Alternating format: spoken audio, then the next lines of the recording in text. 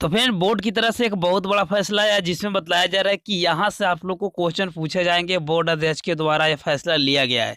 जी हाँ, अगर आप लोग भी जानना चाहते हैं कि कहाँ से क्वेश्चन पूछे जाएंगे, क्या हम लोग पढ़े बचे हुए कुछ दिनों में जिससे हम लोग अच्छे स्कोर कर सकते हैं, तो इस वीडियो को लास्ट तक देखें। इस वीडियो में पूरा डिटेल में जानेंगे और कुछ अपने ओपिनियन भी देने वाला हूँ जिससे अपना स्कोर को बढ़ा सकते हैं। तो चलिए स्टार्ट करते हैं फटाफट। उससे पहले बता दूँ कि चैनल पर नई बार हो तो चैनल को सब्सक्राइब कीजिए, बगल वाले घंटी को भी ऑन कर लीजिए ताकि इसी तरह से रेगुलर वीडियो मिलते रहेंगे।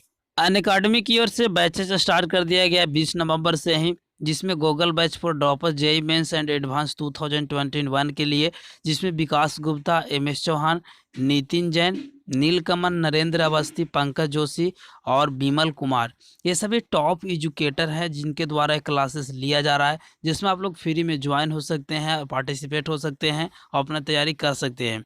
बस आपको करना क्या है, कैसे इसमें ज्वाइन होना है, बस आपको वो सभी चीज़ के बारे में जानते हैं। सिंपल आप लोग को प्ले स्टोर में सर्च करना है अनअकैडमी लर्निंग ऐप। जैसे ही अनअकैडमी लर्निंग ऐप आप लोग सर्च कीजिएगा उसके बाद इस तरह से आ जाएंगे। मेरा पहले से डाउनलोड है इसीलिए यहाँ पे ओपन दिख रहा है, ठीक है। तो आप लोग भी इसको क्या कीजिएगा, सबसे पहले इंस्टॉल कर लीजिएगा। इंस्टॉल करने के बाद ओपन कीजिएगा। ओपन करने के बाद कुछ इस तरह से आप लोग का इंटरफेस देखनेंगे। सबसे पहले आप लोग मोबाइल नंबर, ईमेल आईडी, अपना पूरा डिटेल्स देकर इसको लॉगिन कर लीजिएगा, ठीक है। लॉगिन करने के बाद अपना जो बैचेस में आप लोग ज्वाइन होना चाहते हैं इसमें आप लोग आइए, और जौन सा बैच में आप लोग ज्वाइन होना चाहते हैं, ठीक है, उसको में आप लोग ज्वाइन हो सकते हैं। सबसे पहले देखिए बताया गया कि चैप्टर के बॉक्स से पूछे जाएंगे वैल्यूएबल वेस्ट प्रश्न। वैल्यू वेस्ट प्रश्न का मतलब होता है जो आप लोग को ओरिजिनल, जो आप लोगों को चैप्टर में जो क्वेश्चन वही सब क्वेश्चन पूछे जाएंगे। ऐसा नहीं कि फालतू कहीं से भी क्वेश्चन को उठाया और बोर्ड में पूछ दिए गए हैं ताकि बच्चों उलझा रहे, ठीक है। और इस बार से कुछ और चेंजेस किए जाएंगे। सब कुछ इस वीडियो में देखना चाहते हैं तो बस इस वीडियो को लास्ट तक जरूर देखें। देखिए सबसे पहले हम लोग जानते हैं मेन पॉइंट को देखते हैं कि क्या हम लोग कर सकते हैं। यहाँ पे बोला गया है छात्र छात्राओं को स्कूल से मिलेगी इसकी जानकारी। बताया गया कि सभी प्रश्न एनसीईआरटी बुक से ही आएंगे।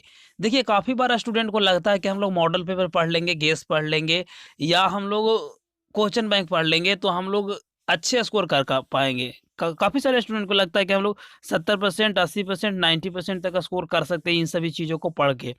लेकिन हर बार बोर्ड कहता है कि हम लोग सभी प्रश्न है एनसीईआरटी बुक से ही आएंगे। आप लोग कन्फ्यूजन में कभी नहीं रहना कि हम लोग मॉडल पेपर पढ़ लिए, को लास्ट 5 ईयर को क्वेश्चन पेपर पढ़ लिए तो हम लोग नंबर ले लाएंगे। हाँ, ये हो सकता है कि आप लोग पास कर जाओगे, पैटर्न पता लग जाएगा, लेकिन ये नहीं आप लोग स्कोर कर पाओगे। उसके लिए आप लोग को सभी प्रश्नों को एनसीईआरटी बुक से ही आएंगे। बोर्ड की माने तो सारे प्रश्न एनसीईआरटी पाठ्यक्रम से ही रहेंगे। दूसरी पब्लिकेशन से कोई भी प्रश्न नहीं पूछे जाएंगे। ज्ञात हो कि हर प्रश्न के लिए इस बार विकल्प रहेगा। हर प्रश्न का उत्तर देना अनिवार्य है। हर प्रश्न का एक विकल्प रहेगा।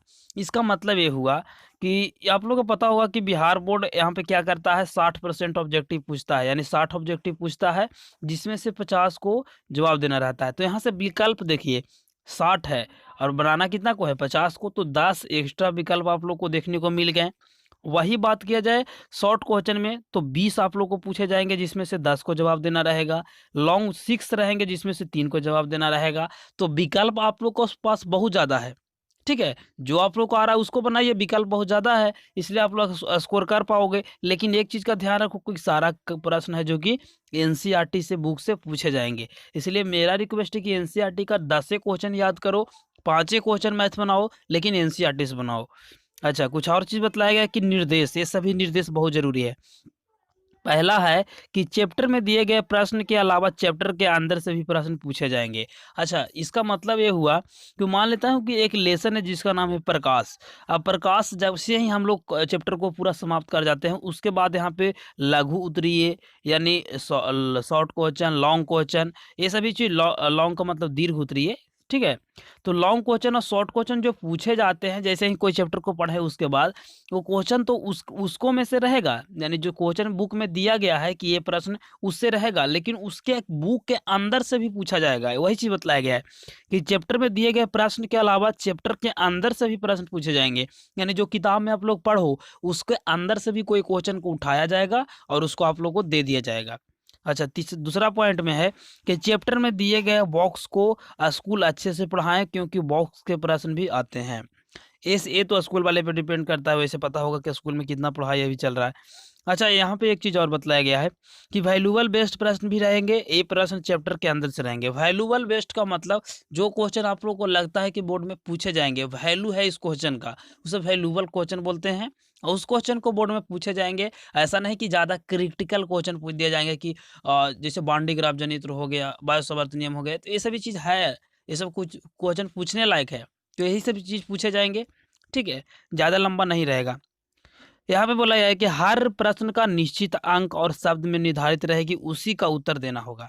अब देखो यार, शॉर्ट क्वेश्चन रहता है, ठीक है? शॉर्ट क्वेश्चन रहता है तो आप लोग 75 से 100 वर्ड में लिखने का कोशिश कीजिए, लेकिन अगर लॉन्ग रहता है तो 150 से लेकर 250 के बीच में आप लोग को लिखना रहेगा। अगर इस तरह से लिखते हो तभी आप लोग को अच्छे नंबर दिए जाएंगे और टीचर को लगेगा कि नहीं, ये बच्चा है जो कि इस सभी चीज़ों को, पैटर्न को समझता है।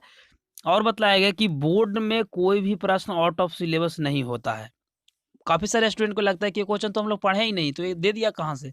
लेकिन ये क्वेश्चन है आप लोग को बुक से ही रहता है। ज़रूरी नहीं कि आप लोग यहाँ पे क्वेश्चन आंसर उस बुक में जो दिया गया था उसी में से रहेगा। क्वेश्चन जो रहेगा बुक के अंदर से भी रहेगा। काफ़ी सावधानी से प्रश्न पत्र को तैयार किए जाते हैं। चैप्टर के अंदर या बाहर से कहीं भी प्रश्न पूछे जा सकते हैं। ऐसे में छात्र अपनी पूरी तैयारी करनी चाहिए। सारे प्रश्न एनसीईआरटी से ही रहेंगे। सारा चीज़ मिलाकर एक ही बात निकलता है कि अब हम लोग को अगर तैयारी करना है 10%, 20%, 40% जितना भी टाइम बचा उस अनुसार, तो हम लोग क्यों ना हम लोग एनसीईआरटी बुक को ही पढ़ें, क्योंकि एनसीईआरटी बुक से सबसे ज़्यादा पूछे जाते हैं। हालाँकि स्टूडेंट को अभी भी मानना है कि उनको लगता है कि हम लोग क्या पढ़ें, मॉडल पेपर पढ़ें, गेस पेपर पढ़ लें, तो बाबा इससे कुछ नहीं होगा। इससे केवल आप लोग को परीक्षा का पैटर्न पता लगेगा कि ये क्वेश्चन सिलेबस में है, इस सबको पढ़ना चाहिए। हालाँकि जो क्वेश्चन पूछे जाते हैं वो आप लोग को एनसीईआरटी बुक से, तो एनसीईआरटी बुक को पढ़ें, उससे प्रैक्टिस कीजिए जिससे आप लोग अच्छे स्कोर कर पाओगे। अब मॉडल सेट 1-2 भी प्रैक्टिस करते रहो, उससे को आप लोग को उससे भी क्वेश्चन आते हैं, ऐसा नहीं कि नहीं आते हैं, लेकिन सबसे ज़्यादा क्वेश्चन एनसीईआरटी बुक से ही आते हैं। तो कुछ भी इन्फॉर्मेशन आप लोग को अच्छा लगा हो, समझ में आया हो, कुछ सीख मिला हो तो वीडियो को लाइक कीजिएगा, दोस्तों में शेयर भी कीजिएगा। और हमारा ऐप को डाउनलोड नहीं किए हैं तो लिंक आपको डिस्क्रिप्शन में दे दिया हूँ, वहाँ से लास्ट 5 ईयर का model paper, VVI question, chapter wise objective, summary, सभी चीज़ वहाँ से मिल रहा है। तो ऐप को जरूर डाउनलोड कीजिए, लिंक आपको डिस्क्रिप्शन में दे दिया हूँ। तो मिलते हैं एक नई वीडियो में, तब तक ले जय हिंद, वंदे मातरम।